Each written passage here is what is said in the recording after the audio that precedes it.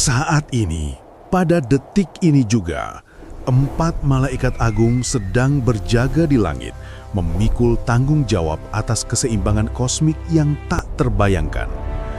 Kalian tahu nama mereka, tetapi bagaimana dengan rahasia mereka yang tersembunyi jauh di balik tabir cahaya? Israfil menunggu dengan sangkakala atau sur di bibirnya. Dia adalah malaikat yang diperintahkan untuk meniup tiupan terakhir dan pertama.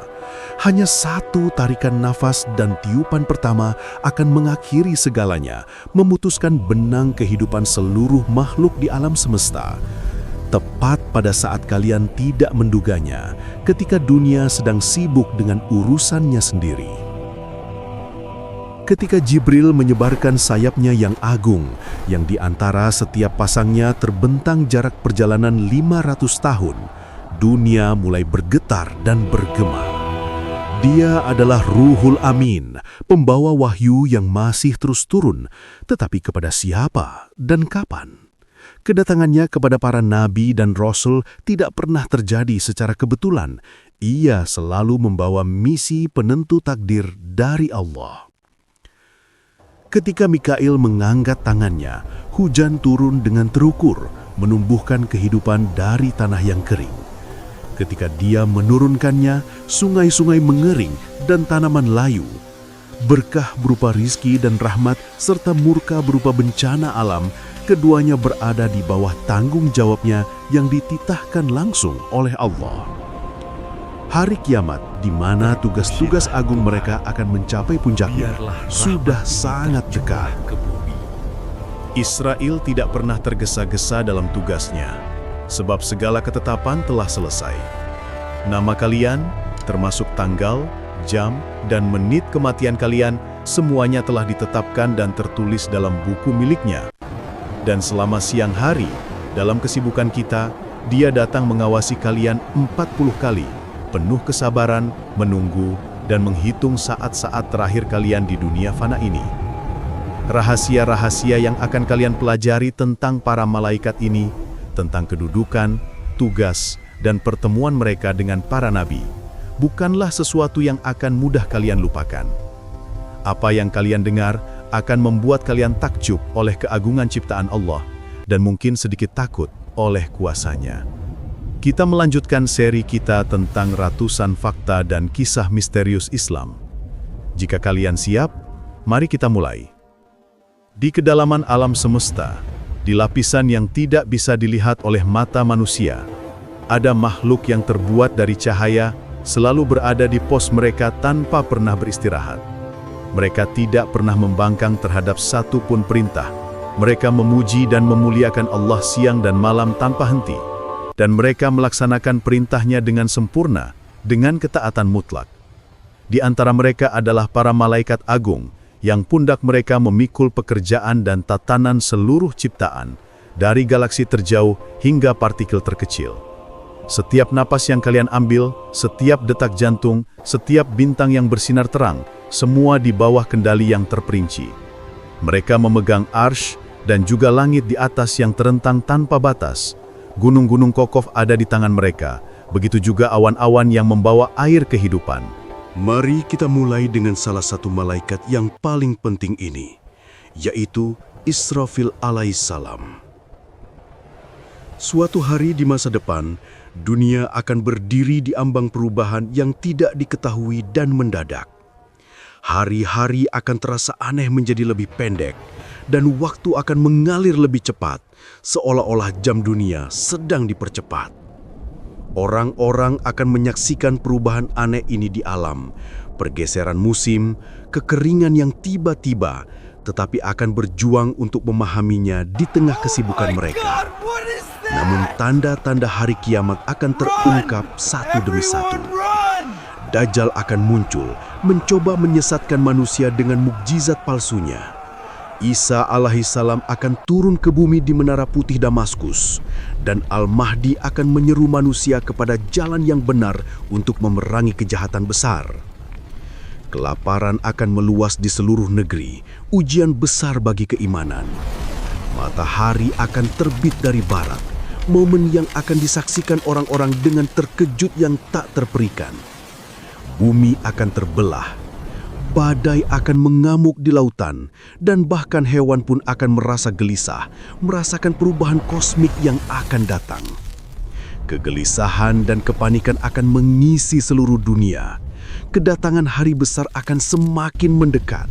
Sejak saat-saat pertama penciptaan, tinggi di langit, seorang malaikat telah menunggu perintah untuk datang kepadanya.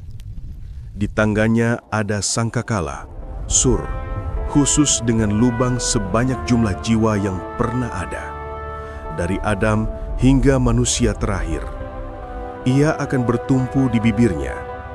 Matanya terpaku pada arsy Allah, menunggu isyarat untuk meniup.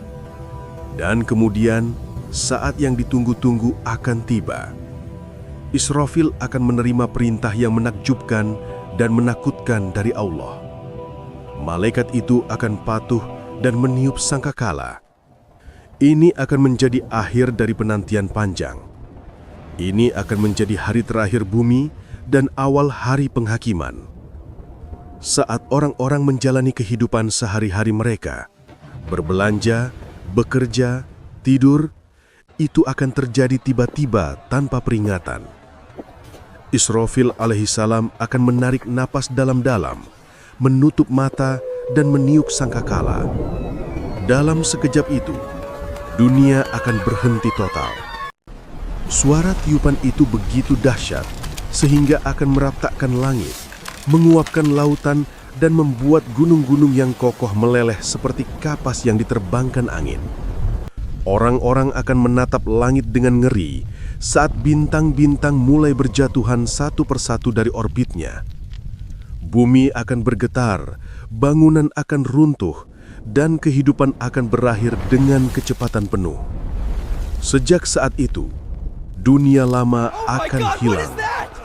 Hanya hari penghakiman yang tersisa, yang dimulai dengan tiupan sangkakala oleh Israfil, yaitu tiupan An-Nafkhah Al-Ula, tiupan pertama. Ya, dia adalah malaikat yang akan memulai hari mengerikan itu atas perintah Allah. Tetapi tugasnya tidak akan berakhir dengan tiupan itu. Bahkan setelah 40 tahun penantian, semuanya baru saja akan dimulai dengan tiupan kedua, An-Nafkhah Ats-Tsaniyah, tiupan kedua, untuk membangkitkan semua makhluk. Sebelum beralih ke tiupan kedua, mari kita lihat lebih dekat malaikat istimewa ini dan kehidupannya.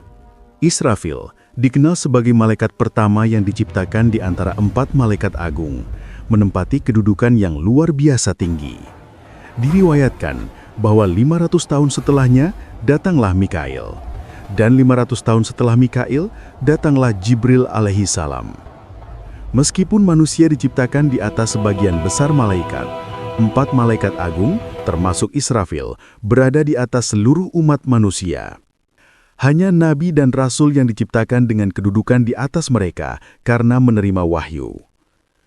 Tinggi di langit, mengawasi seluruh dunia, berdiri seorang malaikat mulia yang dipercayakan dengan perintah ihya, menghidupkan kembali. Inilah Israfil, salah satu dari 4 malaikat agung. Dia melaksanakan perintah dan kehendak Allah untuk memberi kehidupan, karena tiupan keduanya akan membangkitkan kembali semua yang telah mati. Tugasnya bukan hanya meniup sangkakala sebagai tanda hari kiamat. Dia juga dikenal sebagai ruhi, pemberi kehidupan karena perannya dalam kebangkitan. Sangkakala yang dipegangnya diciptakan oleh Allah setelah penciptaan langit, dan itu diberikan kepada Israfil alaihi salam. Dia berdiri dengan sangkakala menempel di mulutnya, matanya tertuju pada arsy, menunggu perintah yang menentukan. Nabi kita Shallallahu Alaihi Wasallam memberitahu kita bahwa sangkakala itu begitu luas sehingga tidak dapat dimuat di dalam bumi atau langit, menunjukkan dimensinya yang melampaui pemahaman fisik kita. Itu adalah salah satu rahasia terbesar penciptaan, sebuah instrumen seperti trompet yang terbuat dari cahaya dan mutiara putih murni, sebening kristal dalam keindahannya yang agung. Ada riwayat tentang bentuk fisik Israfil yang menggambarkan keagungannya. Dia memiliki 4 sayap, 1 menutupi timur, yang lain barat, yang ketiga menutupi langit, dan yang keempat menutupi bumi. Kakinya terentang dari lapisan ketujuh ke bawah hingga ke tanah. Ini menunjukkan betapa besar dan perkasa Dia. Posisinya di sisi Allah sangat istimewa. Dia termasuk para malaikat mukarrabun yang berdiri di bawah arsy, terus-menerus melakukan tasbih. Suaranya melampaui deskripsi. Dikatakan bahwa keindahan suara Daud alaihissalam saat melantunkan Zabur terinspirasi oleh tasbih Israfil. Tasbih yang dibaca Israfil begitu indah dan khusyuk, sehingga semua malaikat di arsy terdiam hanya untuk mendengarkan. Setelah tiupan sangkakala yang pertama, semua kehidupan di bumi akan berakhir.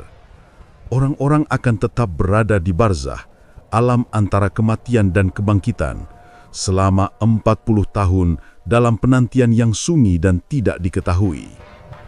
Hari, minggu, dan bulan akan menjadi kabur dalam dimensi waktu yang berbeda.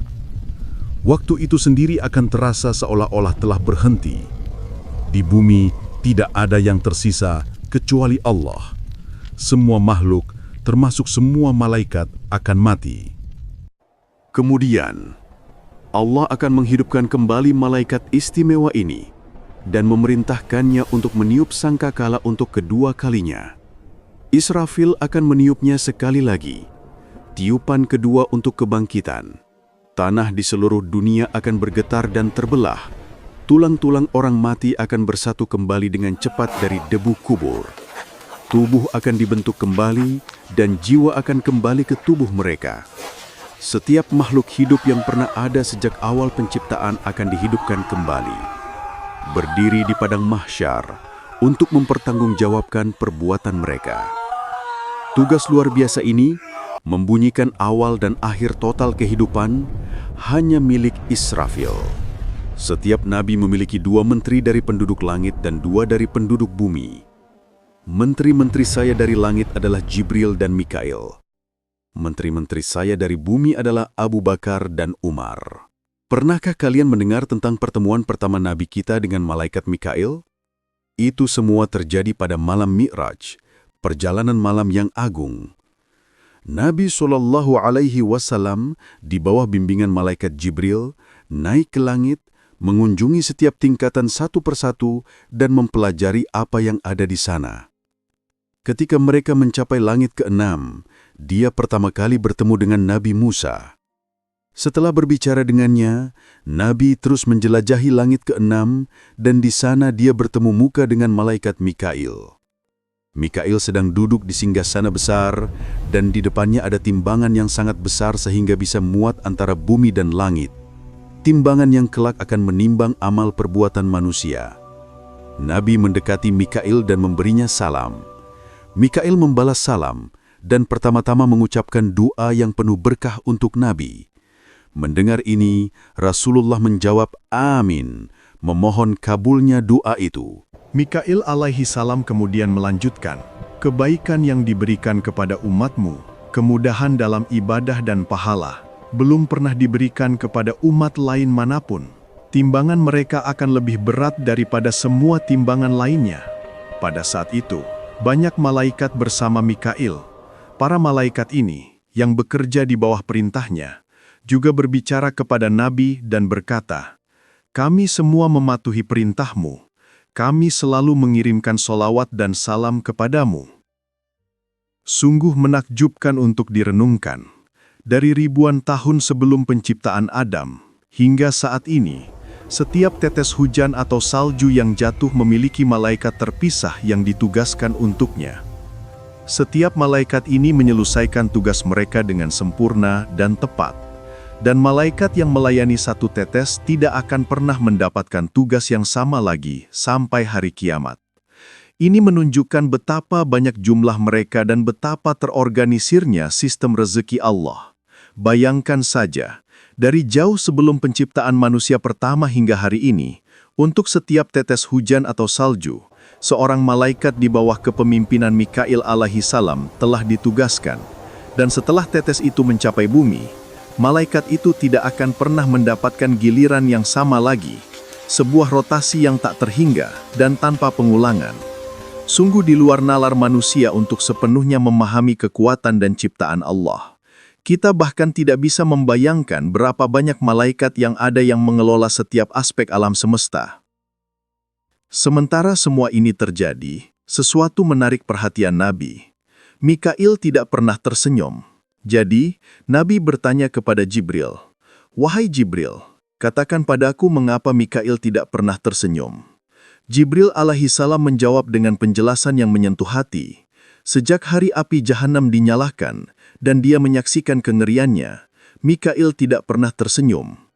Keseriusan dan rasa takutnya akan murka Allah menunjukkan betapa gentarnya makhluk suci sekalipun terhadap hukumannya.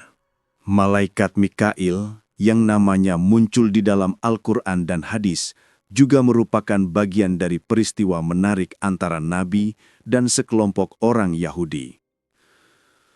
Suatu hari, sekelompok orang Yahudi datang kepada Nabi dan mengajukan beberapa pertanyaan tentang kenabian.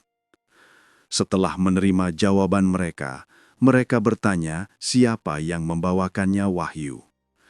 Ketika Nabi mengatakan bahwa Jibril alaihi salam yang membawakannya wahyu, wajah orang-orang Yahudi itu tiba-tiba berubah menjadi masam. Nabi berkata bahwa Jibril adalah temannya, dan mereka menjawab dengan penolakan. "Jika temanmu adalah Mikail, kami akan mengikutimu dan beriman kepadamu."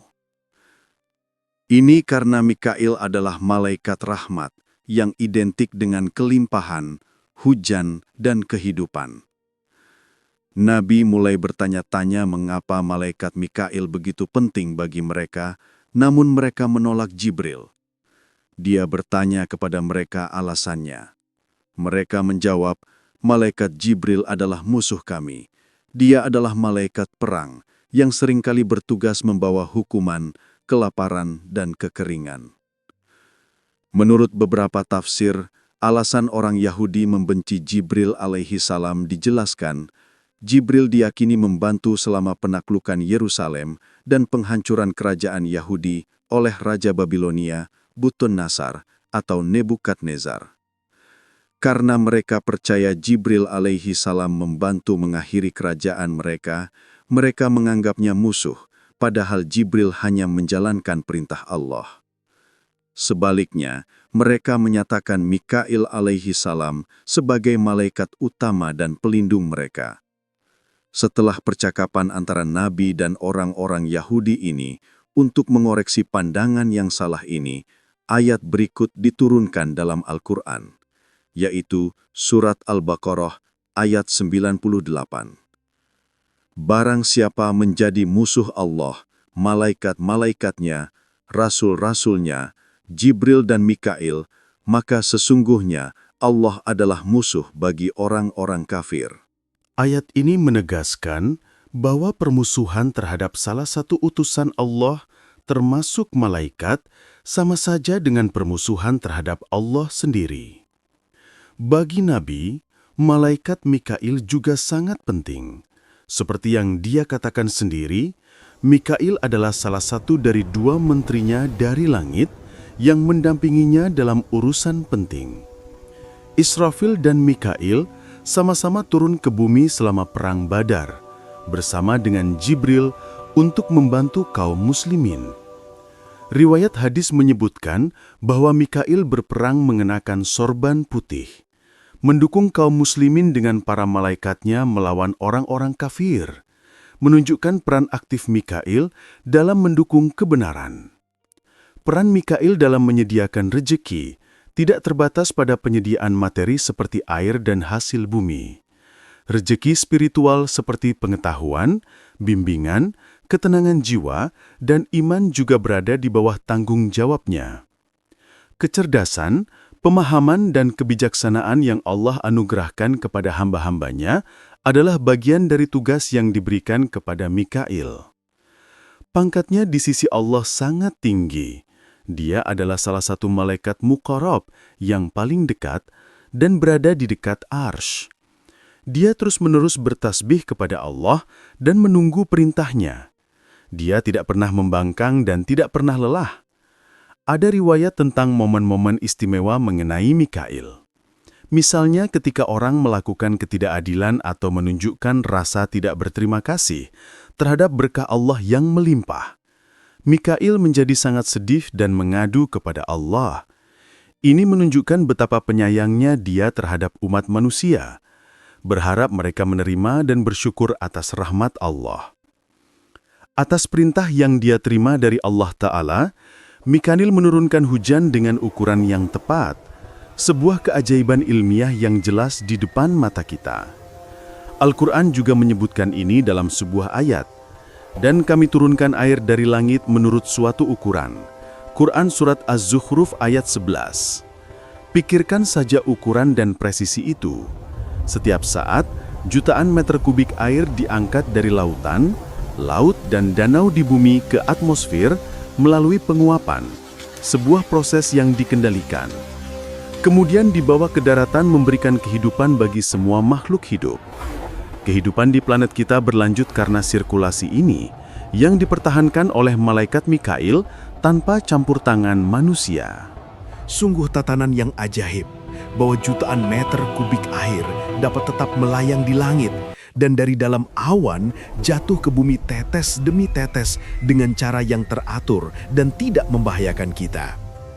Meskipun suhu di ketinggian awan dapat mencapai minus 40 derajat Celcius, air tidak membeku dan jatuh sebagai es secara tiba-tiba. Sebuah tanda lain dari pengetahuan dan kekuasaan Allah yang mengendalikan suhu dan fisika. Setiap tetesan air hujan yang meninggalkan awan turun di bawah pengawasan malaikat yang ditugaskan oleh Mikail alaihissalam untuk memastikan ketepatan. Dan selama ini kita menyaksikan mukjizat lain.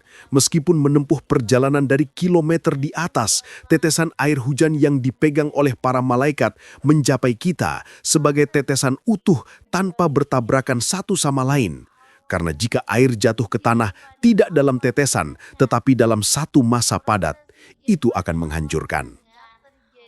Detail lain yang patut dicatat adalah kecepatan tetesan air hujan yang diturunkan oleh para malaikat. Secara alami, benda yang dijatuhkan dari 1.200 meter akan terus berakselerasi dan mencapai kecepatan lebih dari 500 km per jam pada saat menyentuh tanah. Jika tetesan air hujan mencapai bumi dengan kecepatan itu, setiap tetes akan menghantam dengan dampak yang merusak, menyebabkan kerusakan serius pada tanaman, kendaraan, dan manusia. Tetapi ini tidak pernah terjadi. Tidak peduli seberapa tinggi mereka jatuh, tetesan air hujan tidak pernah melebihi kecepatan sekitar 10 km per jam. Allah menciptakan tetesan air hujan sedemikian rupa sehingga gesekan atmosfer meningkat secara proporsional memperlambat jatuhnya ke tanah. Ini adalah sistem di mana air dari lautan asin, sungai berlumpur, dan perairan di seluruh dunia menguap, dimurnikan oleh proses alam dan malaikat, naik ke awan dan kembali ke bumi sebagai air tawar murni, sebuah anugerah tak ternilai. Seperti yang dikatakan Al-Quran, pernahkah kamu memperhatikan air yang kamu minum? Kamukah yang menurunkannya dari awan atau kamikah yang menurunkannya? Sekiranya kami kehendaki, niscaya kami jadikannya asin. Maka mengapa kamu tidak bersyukur? Surat Al-Waqiah ayat 68-70. Jibril alaihissalam. Allah menciptakan Jibril alaihissalam sebagai salah satu malaikat yang paling perkasa, memiliki kekuatan, penampilan, dan otoritas yang tak tertandingi. Dia adalah utusan yang dimuliakan, ditaati oleh semua malaikat lainnya. Dia adalah nabi para malaikat karena perannya sebagai penghubung.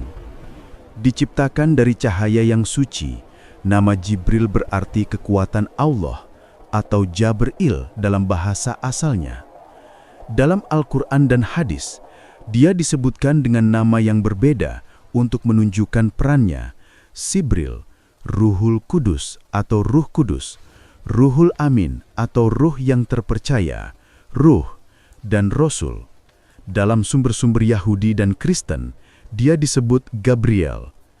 Jibril alaihissalam termasuk malaikat yang memikul arsy. Dia adalah pemimpin dari 4 malaikat agung yang paling dekat dengan Allah dan yang dipercayakan untuk menyampaikan wahyu, tugas teragung yang pernah diberikan. Kedudukannya berada di langit ke-7, di Sidratul Muntaha, batas akhir yang tidak dapat dilewati oleh makhluk lain. Di bawah komandonya, terdapat pasukan malaikat di sekitar Arsy. Dia memiliki kendali atas kekuatan alam yang mengguncangkan bumi dan umat manusia, seperti gempa bumi, angin, badai, topan, dan angin puting beliung. Bahkan, tugas menghancurkan bangsa-bangsa yang durhaka di masa lalu berada di bawah kendali Jibril alaihissalam. Semua perang yang telah terjadi atau akan terjadi di bumi, pertempuran antara kebenaran dan kebatilan, dilaksanakan di bawah komandonya, meskipun Allah mengutusnya untuk mendukung pihak yang Dia kehendaki untuk menang. Malaikat menghadiri pertempuran untuk memberikan berkah, kekuatan, dan kekuatan spiritual, tetapi mereka biasanya tidak berperang secara fisik. Namun dalam Perang Badar, mereka berperang secara langsung atas izin khusus, mengenakan surban dan membawa pedang. Para sahabat bahkan bisa membedakan antara orang kafir yang mereka bunuh dan yang dibunuh oleh para malaikat, di mana pukulan dari malaikat meninggalkan bekas hitam dan luka seperti terbakar pada tubuh musuh. Pada saat itu, Allah mewahyukan kepada para malaikat, "Sesungguhnya aku bersama kamu, maka teguhkanlah pendirian orang-orang yang beriman.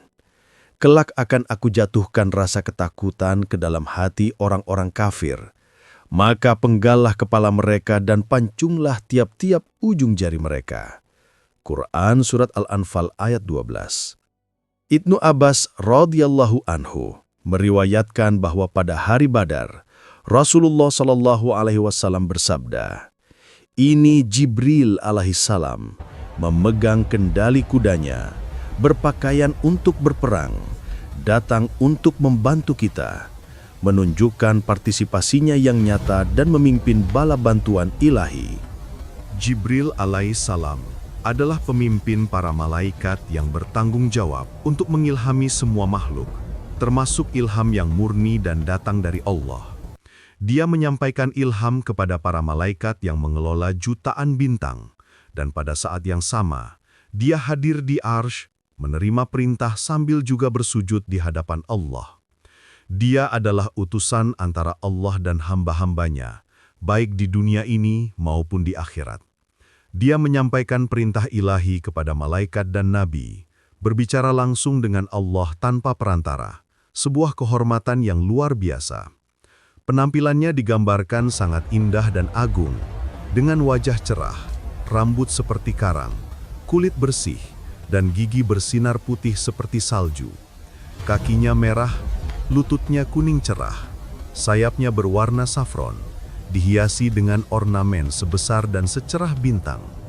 Dia mengenakan 2 jubah mutiara dan pakaian putih yang dihiasi dengan rubi yang berharga. Dia memiliki 600 sayap hijau yang dihiasi dengan mutiara dan rubi. Jarak antara setiap pasang sayap adalah 500 tahun perjalanan, menunjukkan ukurannya yang kolosal. Dia bergerak dengan kecepatan tinggi, dan matahari berada di antara kedua matanya. Ketika dia mandi di sungai cahaya di sebelah kanan Arsy di surga dan menggoyangkan dirinya, 70.000 tetes jatuh dari setiap bulu, dan dari setiap tetes, 70.000 malaikat baru diciptakan. Sebuah gambaran tentang penciptaan dan kekuatan ilahi melalui dirinya. Fakta penting yang membedakannya adalah, tidak ada nabi yang melihatnya dalam bentuk aslinya yang agung, kecuali Nabi Muhammad SAW yang melihatnya 2 kali, sekali di awal wahyu dan sekali selama Mi'raj. Jibril alaihissalam memainkan peran penting bagi banyak nabi. Dia mengajari Nabi Adam huruf-huruf dan bercocok tanam, membawanya ke Mekah untuk haji. Dia membantu Nabi Nuh membangun bahtera, membawa hukuman kepada kaum Nabi Lut dan bangsa-bangsa pemberontak lainnya dengan kekuatan dahsyat, melindungi Nabi Ibrahim dari api, dan membantu Nabi Musa melawan para penyihir Mesir. Hubungannya dengan Nabi Muhammad SAW sangat unik dan akrab. Dari wahyu pertama di Gua Hira hingga wafatnya Nabi, dia tetap berada di sisinya sebagai guru dan pelindung. Ketika mereka pertama kali bertemu di Gua Hira, Nabi sangat terharu dan ketakutan oleh keagungan. Jibril berkata, "Bacalah, Iqra." Dan Nabi menjawab, "Saya tidak bisa membaca." Jibril memeluknya erat-erat dan sekali lagi berkata, "Bacalah." Tindakan memeluk ini adalah untuk memindahkan kekuatan dan menghilangkan rasa takut. Salah satu kualitas paling luar biasa dari Jibril alaihi salam adalah kemampuannya untuk muncul dalam berbagai bentuk. Terkadang dia mendatangi Nabi dalam wujud aslinya, terkadang dalam bentuk manusia, dan pada saat lain dalam penampilan lain. Paling sering, dia muncul sebagai pria yang tampan dan bertubuh tegap, seringkali menyerupai sahabat bernama Dihyah al-Kalbi. Suatu hari, Jibril memanggil Nabi. "Wahai Muhammad." Nabi SAW melihat ke kanan, ke kiri, ke depan, dan ke belakang, tetapi tidak melihat siapapun. Kemudian dia mengangkat kepalanya ke langit dan melihat Jibril menutupi seluruh cakrawala, duduk di atas singgasana yang dihiasi permata. Jibril berkata, "Wahai Muhammad, saya Jibril, saya Jibril." Pemandangan ini membuat Nabi gelisah karena keagungannya. Jibril alaihi salam tidak hanya menyampaikan wahyu, dia mengajarkannya dan mendemonstrasikannya. Dia membimbing Nabi dalam memahami dan menerapkan wahyu dalam kehidupan. Dalam hadis disebutkan bahwa Jibril terkadang datang dalam wujud pria tampan dan terkadang dalam penampilan seorang sahabat untuk mengajari Nabi cara melakukan ibadah secara praktis, seperti wudu, sholat, kurban, dan haji. Beberapa sahabat bahkan menyaksikan beberapa momen ini, seperti dalam hadis Jibril yang terkenal. Rasulullah SAW menjelaskan peran Jibril pada malam Mi'raj sebagai berikut. Jibril datang dan menyenggol saya. Saya bangun, lalu kembali tidur. Dia membangunkan saya lagi, dan lagi saya tidur.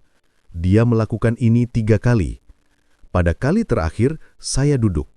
Dia memegang lengan saya, dan kami berdiri.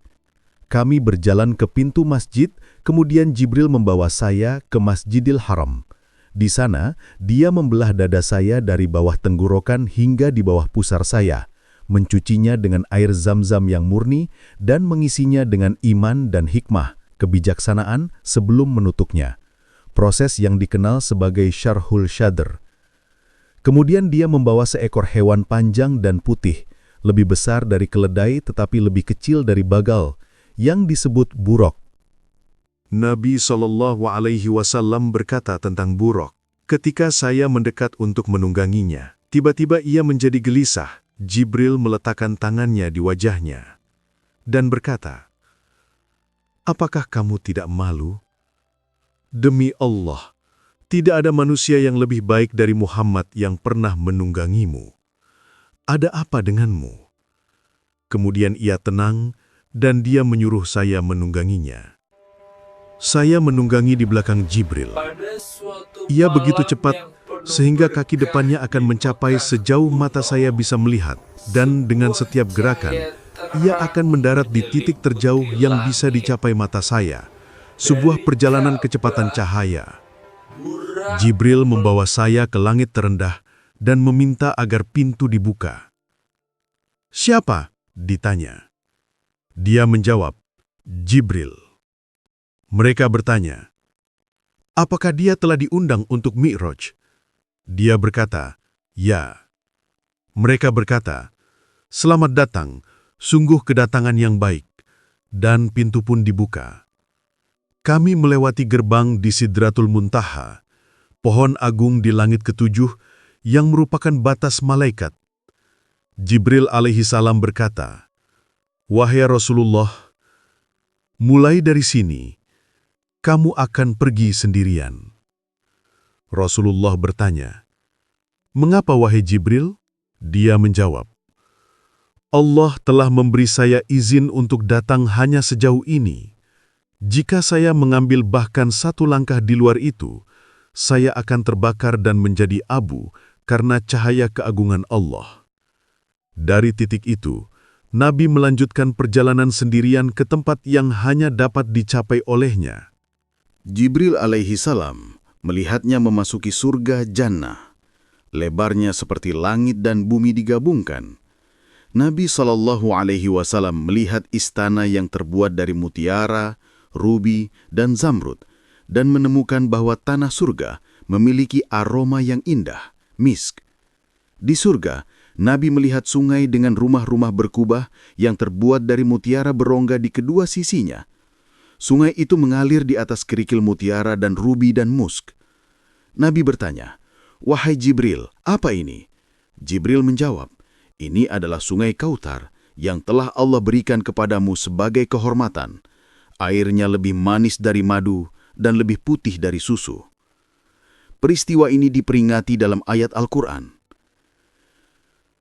Maha Suci, Allah, yang telah memperjalankan hambanya Muhammad pada malam hari dari Masjidil Haram ke Masjidil Aqsa, yang telah kami berkati sekelilingnya, agar kami perlihatkan kepadanya sebagian dari tanda-tanda kebesaran kami. Sesungguhnya, Dia adalah Maha Mendengar, Maha Melihat. Surat Al-Isra ayat 1. Ada riwayat tentang beberapa tindakan khusus Jibril yang menunjukkan kekuatannya yang luar biasa. Misalnya, dia begitu kuat sehingga dia mengangkat kaum Lut dari tanah mereka, membawa mereka naik ke langit dengan ujung sayapnya, kemudian membalikannya dan melemparkannya kembali ke bumi. Ketika Fir'aun tenggelam dan mencoba bertaubat dengan kata-kata terakhirnya, Jibril dengan cepat mengisi mulutnya dengan lumpur agar dia tidak dapat menyelesaikan kata-kata syahadatnya, karena Israel telah diperintahkan untuk segera mencabut nyawanya sebelum taubat itu diterima. Kedudukan Jibril di sisi Allah tidak perlu dipertanyakan lagi. Dia termasuk malaikat yang paling dekat, muqarrabun, dan berdiri di sisi kanan arsy. Dia selalu dalam tasbih, menunggu perintah Allah. Dengan berakhirnya kenabian Nabi Muhammad SAW, tugasnya membawa wahyu secara formal telah berakhir, tetapi dia masih melaksanakan misi-misi khusus di dunia, termasuk tugas-tugas yang berhubungan dengan hari kiamat. Israil alaihi salam. Akhirnya, mari kita bicara tentang malaikat yang mungkin paling banyak dipertanyakan dan mungkin yang paling ditakuti. Israil alaihi salam, malaikat maut. Kami menyebutkan bahwa malaikat Israil melihat wajah kita 40 kali sehari, memperhatikan kita dari alam yang berbeda. Sementara kita sibuk dengan kesibukan sehari-hari, dia mengunjungi kita lagi dan lagi, memantau keadaan kita.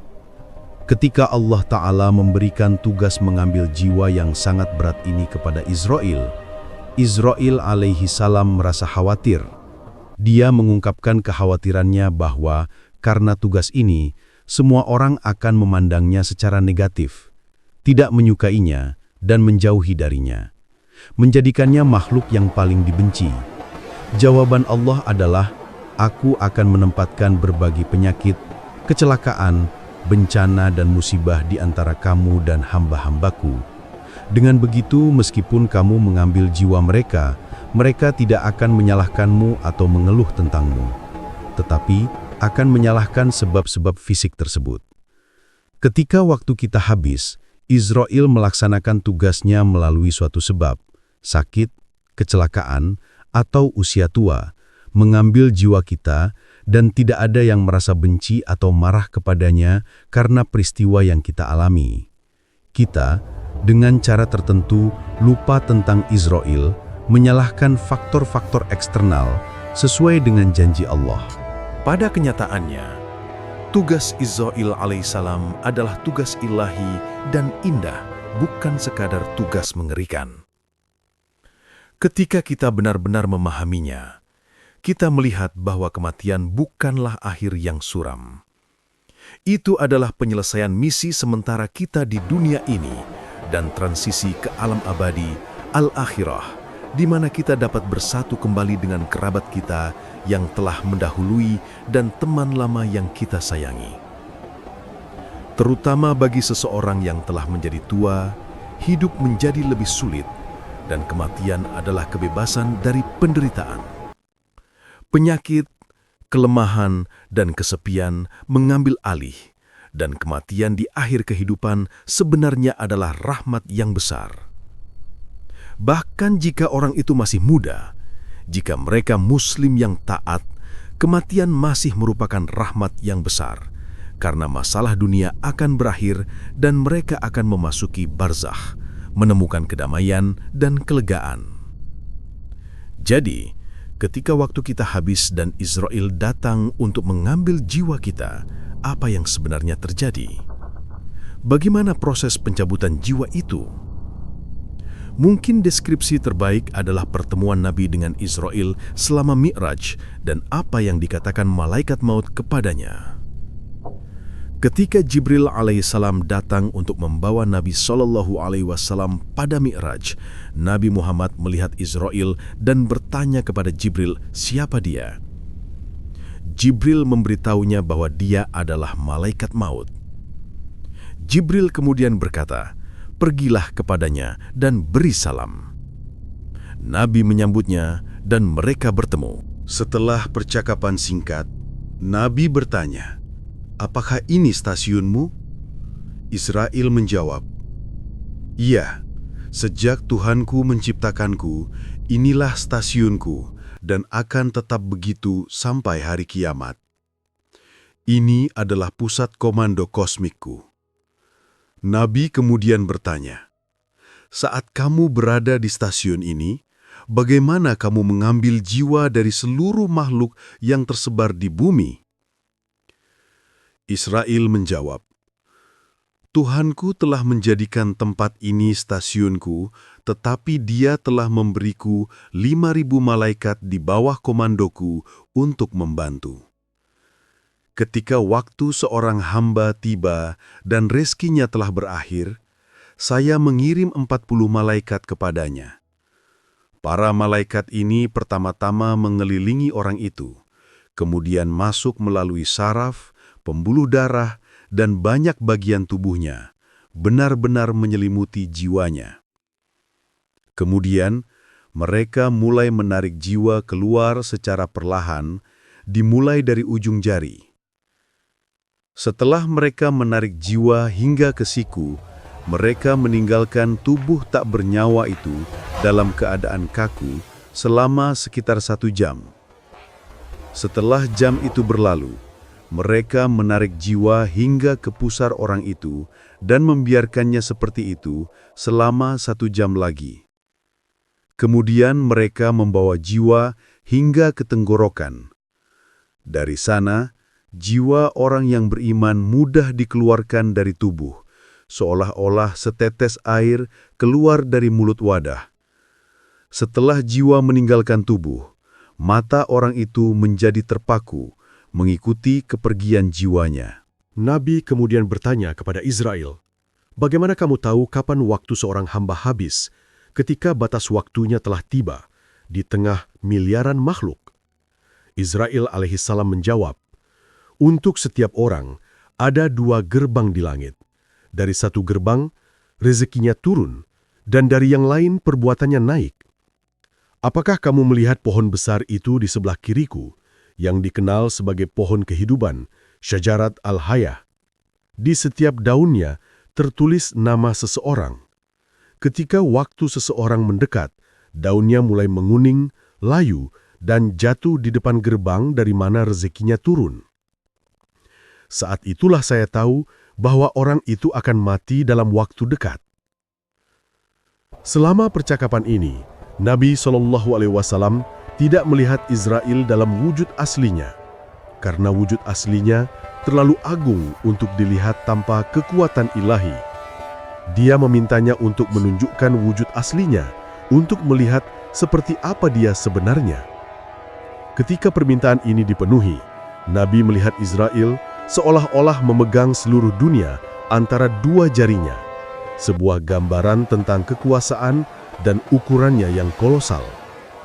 Ukurannya begitu luar biasa, sehingga hati Nabi terasa seolah-olah akan melompat keluar dari dadanya. Ya, dikatakan bahwa dalam mukjizat Mi'raj Nabi SAW, inilah percakapan yang dia lakukan dengan Israel. Tetapi pertemuan ini bukanlah yang terakhir. Sekitar 10 tahun kemudian, Israel alaihi salam akan datang lagi. Kali ini untuk mengambil jiwa Nabi Muhammad SAW sendiri. Sebuah momen yang paling menyentuh dalam sejarah Islam. Selama wafatnya Nabi, percakapan antara dia dan Israel sangat mengharukan. Nabi sedang menjalani saat-saat terakhirnya di dunia sementara ini, berjuang melawan demam. Pada saat itu, Jibril datang dan bertanya tentang kondisinya. Kemudian dia berkata, "Malaikat maut, Israel, meminta izin untuk masuk ke kamarmu. Dia belum pernah meminta izin kepada siapapun sebelummu dan tidak akan pernah melakukannya setelahmu. Sebuah penghormatan tertinggi untuk Nabi terakhir. Itu adalah hari Senin, hari dalam seminggu yang sama ketika peristiwa besar telah terjadi dalam hidupnya, dan juga hari yang diberkati dia membuka matanya ke dunia ini." Ketika Nabi memberi izin, Israel masuk dan duduk di hadapannya dengan penuh hormat. Dia berkata, "Wahai Rasulullah, Yang Maha Tinggi telah memerintahkan saya untuk mematuhi setiap perintahmu. Jika kamu mau, saya akan mengambil jiwamu. Jika kamu mau, saya akan membiarkannya bersamamu untuk sementara." Nabi melihat ke arah Jibril meminta saran terakhir. Jibril berkata, "Wahai Rasulullah, langit telah disiapkan untukmu. Pintu-pintu syurga telah dibuka untukmu. Para malaikat dan semua ciptaan sedang menunggu kedatanganmu ke tempat yang lebih baik." Setelah mendengar ini, Nabi berkata kepada Israel dengan ketenangan seorang yang merindukan Tuhannya, "Ambillah apa yang telah dipercayakan kepadamu." Kepala Nabi SAW yang diberkati bersandar di pangkuan Aisyah, bersandar di dadanya. Di sebelahnya ada wadah air. Dia mencelupkan tangannya ke dalam air dan mengusap wajahnya yang diberkati untuk mendinginkannya. Dari bibirnya yang mulia keluar kata-kata, "La ilaha illallah, tiada Tuhan selain Allah," pengakuan terakhirnya. Kemudian dia mengangkat tangannya dari wajahnya, menatap ke langit-langit dan berkata dengan suara lirih, "Selamat datang, wahai sahabat tertinggi, Ar-Rafiq Al-A'la." Pada usia 63 tahun, jiwanya yang diberkati naik untuk bertemu sahabat tertinggi. Semoga Allah memberi kita berkah untuk bertemu dengannya di surga. Pernahkah kalian mendengar apa yang terjadi ketika Israel mengunjungi nabi lain? Peristiwa yang dialami setiap nabi bersamanya benar-benar luar biasa. Mari kita lanjutkan dengan kisah Nabi Idris alaihi salam. Percakapannya begitu indah sehingga bahkan para malaikat akan datang untuk mendengarkannya. Suatu hari, Israel sendiri datang untuk mendengar Nabi Idris berbicara, dan saat itulah Nabi Idris bertemu dengannya. Tetapi Nabi Idris memiliki permintaan aneh dan berani. "Israel, bisakah kamu mengambil jiwaku sekali dan kemudian mengembalikannya kepadaku? Saya sangat ingin merasakan bagaimana rasanya ketika jiwa meninggalkan tubuh." Setelah menerima izin dari Allah, Israel menerima permintaannya dan memisahkan jiwanya dari tubuhnya. Bagi Idris, itu adalah pengalaman yang sangat tidak biasa, merasakan proses kematian. Tetapi dia memiliki lebih banyak permintaan yang menunjukkan kerinduannya pada keabadian. Dia ingin melihat surga dan neraka. Permintaan ini juga dikabulkan. Israel pertama membawanya ke neraka, kemudian ke surga.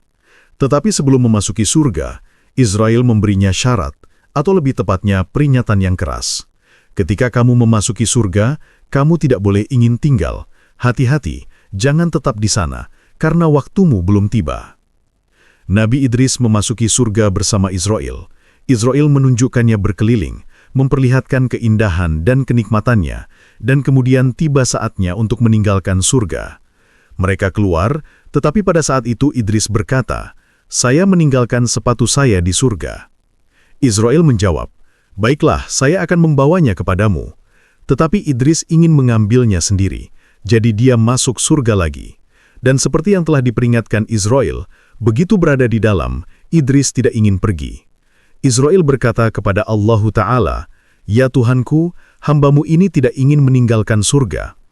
Allah kemudian bertanya kepada Idris alasannya, dan Idris menjawab dengan argumen yang cerdas, "Ya Allah, setiap makhluk hidup akan merasakan kematian. Saya sudah merasakannya. Dan sebagaimana tertulis dalam Al-Quran, setiap jiwa akan melewati neraka setidaknya sekali. Saya juga sudah melakukannya. Dan siapapun yang memasuki surga, engkau berjanji, tidak akan pernah meninggalkannya lagi. Saya sekarang telah memasuki surga, jadi saya ingin tinggal di sini, sesuai dengan janjimu." Allah Ta'ala menerima permintaan Idris, dan dengan demikian, Idris alaihissalam menjadi orang yang masuk surga dan tinggal di sana tanpa benar-benar mati, diangkat ke surga oleh rahmatnya. Pertemuan antara Israel dan Nabi Sulaiman alaihissalam juga cukup menarik dan menunjukkan presisi ilahi.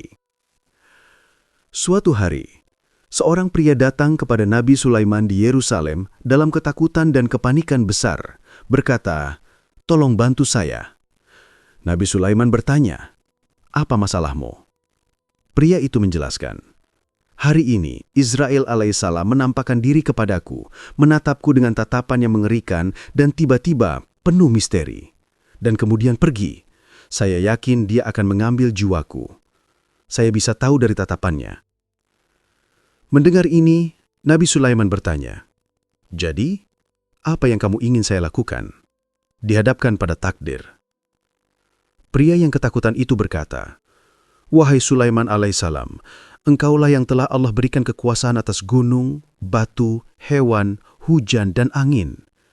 Jika engkau mau, engkau dapat memerintahkan angin sekarang dan itu dapat membawa saya pergi dari sini, dari Yerusalem, ke India. Dengan cara ini, Israel tidak akan dapat menemukan saya di sini ketika dia kembali."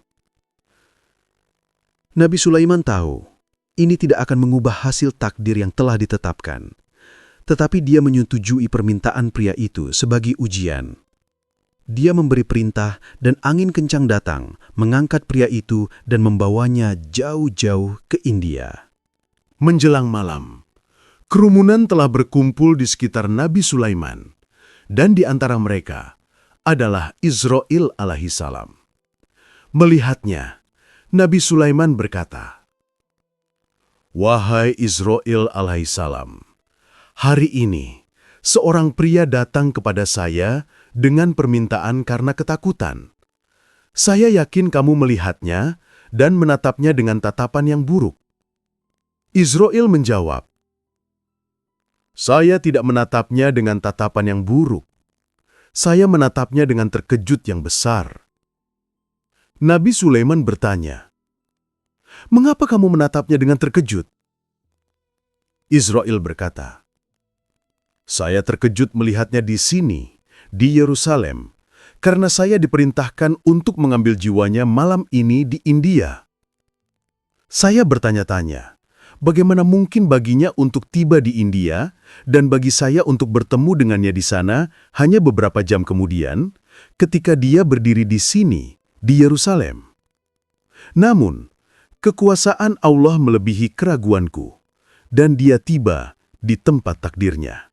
Malaikat maut, Israel, suatu hari akan mengambil jiwa setiap makhluk hidup atas perintah Allah Ta'ala tanpa kecuali.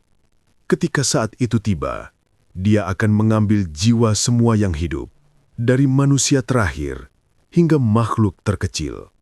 Pada titik itu, hanya Allah yang Maha Hidup dan malaikat Israel yang akan tersisa. Tidak akan ada orang lain yang hidup di alam semesta. Allah akan berfirman kepada makhluk terakhirnya, "Wahai malaikat maut, siapa yang tersisa dari ciptaanku?" Israel akan menjawab dengan gemetar, "Ya Tuhanku, Engkau telah menyebabkan kematian pada semua utusan, hamba, dan malaikatmu. Tidak ada yang tersisa kecuali saya." Allah akan berfirman, "Sekarang giliranmu. Laksanakanlah takdir yang telah aku tetapkan untukmu. Tempatkan tangan kananmu di bawah pipi kananmu. Berbaringlah di antara surga dan neraka, dan serahkan jiwamu." Israil alaihi salam akan patuh, dan hidupnya akan berakhir di sana. Sekarang hanya Allah yang kekal abadi, yang akan tersisa. Dan Allah akan meninggikan suaranya, berfirman, "Akulah yang memiliki kekuasaan atas segalanya. Di mana raja-raja kalian yang sombong? Di mana para pemimpin tiran kalian yang menentang?" Tidak akan ada jawaban dari siapapun, karena semua telah binasa. Kemudian Allah akan memerintahkan Israfil untuk dihidupkan kembali dengan izinnya, dan dia akan memerintahkannya untuk meniup sangkakala kedua kalinya, karena hari penghakiman yang kekal telah tiba.